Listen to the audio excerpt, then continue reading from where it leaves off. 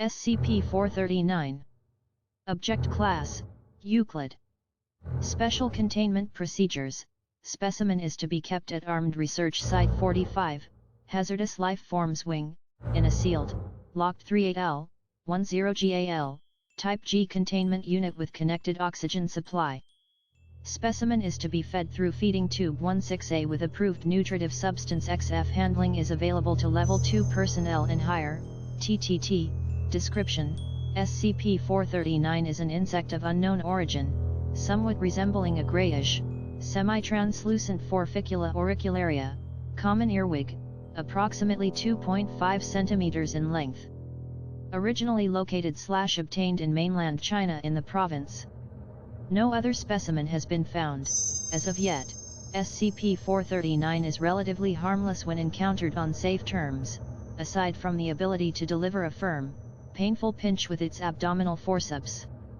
The true hazard this creature poses lies in its habitat construction and reproduction, which is initiated when the specimen enters the mouth of a sleeping human. This will only occur with humans. Other life forms have been presented to SCP-439 and have been uniformly rejected. Upon location of a suitable host, the specimen will hide itself in the immediate vicinity and wait until the victim has fallen asleep. How it is able to determine the state of sleep is unknown, but it has shown to be accurate in data expunged times out of data expunged. Upon entering the mouth of the new host, SCP-439 will travel down the trachea and take up residence in one of the victim's lungs. In approximately 4 to 8 hours, after awakening, the host will complain of chest pains and shortness of breath, followed shortly by abdominal cramping. The tightness in the chest will increase as well as a fever until the host is incapacitated. It is around this time that the onset of fibrodysplasia ossificans progressiva, FOP, occurs, a disorder that is normally genetic in nature that promotes growth of bone into muscle tissue.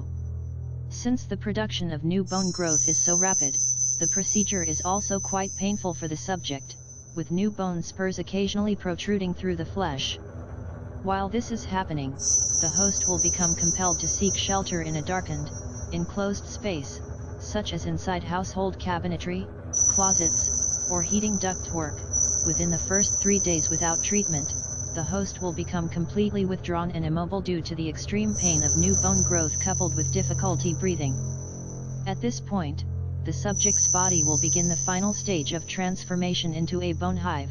Having concealed itself in its new home, the body of the host will huddle in a fetal position. Entire portions of the skeletal structure will shift along data expunged until the host body is roughly spherical in nature and reduced to 3/4 its original size. New bone protrusions will continue to grow and, if possible, anchor the body permanently to its new location. The skeletal structure is almost completely unrecognizable, having been converted to a round cage to protect the internal organs and colony. At this point, transformation is complete. The original queen that entered the host will have produced 20 to 30,000 offspring that function as workers, drones and warriors in a typical insect hive hierarchy. Since only the queen is capable of reproduction, the rest of the hive's inhabitants are, fortunately, harmless save for large, strong abdominal forceps of the warriors. The interior of the original host is nearly unrecognizable as a human body.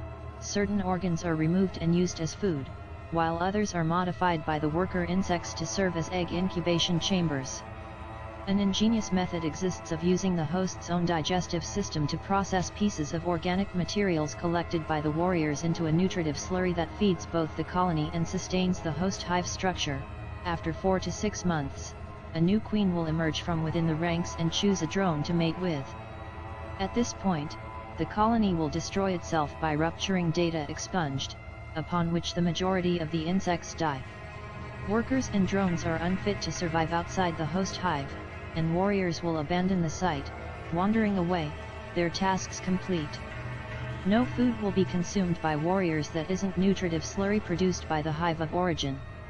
The new queen will venture out, fertilized, to search for her own new hive.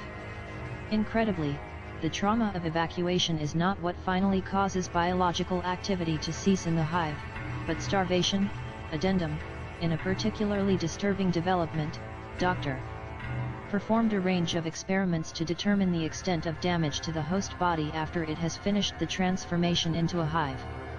While it had been previously discovered in autopsy that portions of the brain are hollowed out to serve as food, others are left intact, presumably to regulate what bodily functions continue. During the last round of experimentation, took the opportunity to examine a hive at close range shortly after transformation. While the eyes are eventually reached and used as a food source, at the point performed her examination, they were still intact. Opening the eyelids, and examining them with a flashlight, discovered that the host's eyes followed the beam. Experimentation was terminated and no further testing is scheduled.